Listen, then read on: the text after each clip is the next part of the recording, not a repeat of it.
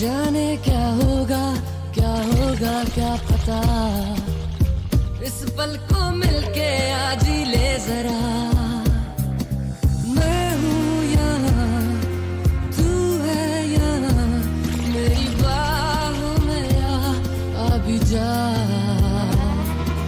ओ जाने जा दोनों जहाँ मेरी बाहों में आ भूल जा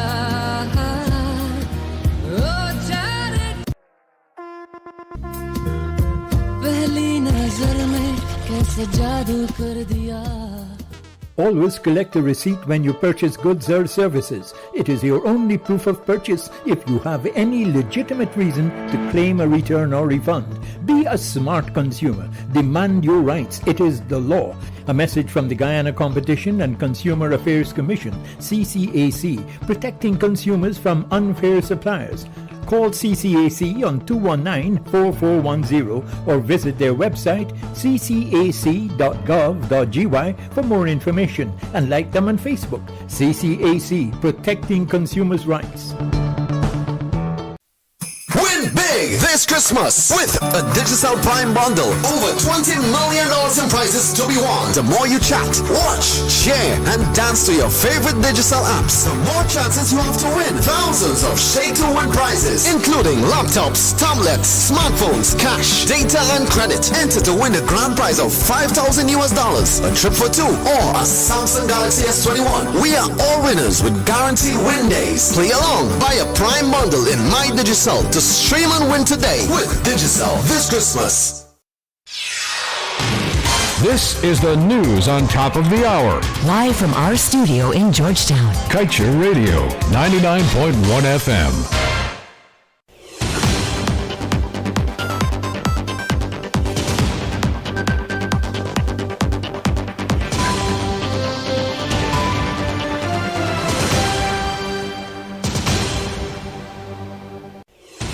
Good evening, welcome to this evening's newscast on Kaieteur Radio. I'm Kevin Smith. Let's get to the news in detail. The Ministry of Amerindian Affairs last year not only sole-sourced the purchase of 112 tractors and trailers for Amerindian villages and communities on the basis of market research and not competitive bidding. The checks were drawn up for payment even before a contract was signed.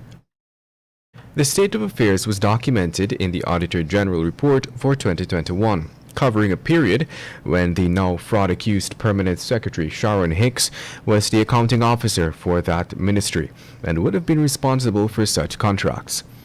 The Auditor General found that 6 transactions amounting to the contract sum of $446.8 million were processed on 30th and 31st of December 2020, while the checks were drawn on January 4th, 2021. As such, it would mean that Hicks cut the checks for the contractor before signing the contract in order to ensure that the monies would not have to be returned to the consolidated fund. Auditor General Deodat Sharma has flagged the ad hoc procurement of COVID-19 supplies by the Ministry of Public Health and Civil Defense Commission for the period March 2020 to August 2020. Sharma said a review was conducted on the procurement process used, the storage and accounting for items purchased and gifts received, and the distribution of hampers. He said this was done to determine whether the activities were done in compliance with relevant laws, regulations, guidelines, and international best practice. But following this audit, the AG noted that a total of 18 contracts valued at over $424 million were awarded before approval was received from NPTAB. He stressed that this is not keeping with the nation's laws.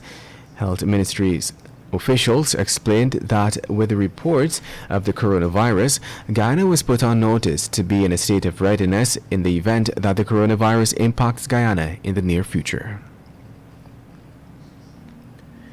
International lawyer Melinda Janke submitted to the EPA that ESSO, which will be undertaking the Yellowtail project in Guyana's waters, must first get its environmental impact assessment right before permits are granted. In her submissions to the EPA, Janki, an international lawyer of over 30 years, said it is clear that the assessment produced by ERM, the consultant hired by Exxon, contains conclusions that are contrary to science, gives assurances that are unsupported by evidence, and lacks the technical and other data necessary to provide an adequate professional assessment of the environmental impacts of the proposed Yellowtail project. Janki did not only make submissions based on her opinion and personal knowledge, but also included independent reviews from international experts in the field. One such person who gave the reviews was Dr. Eric Cordes. Dr. Cordes' report states that sections of the assessment reviewed by him are missing critical information that is required to make an informed decision. In other news, economic growth across the world has stagnated, if not retrogressed, in some parts of the world. This has led to escalating inflation rates globally, which has left many with high debt portfolios, such as Guyana, exposed to the risk of defaulting on repayments.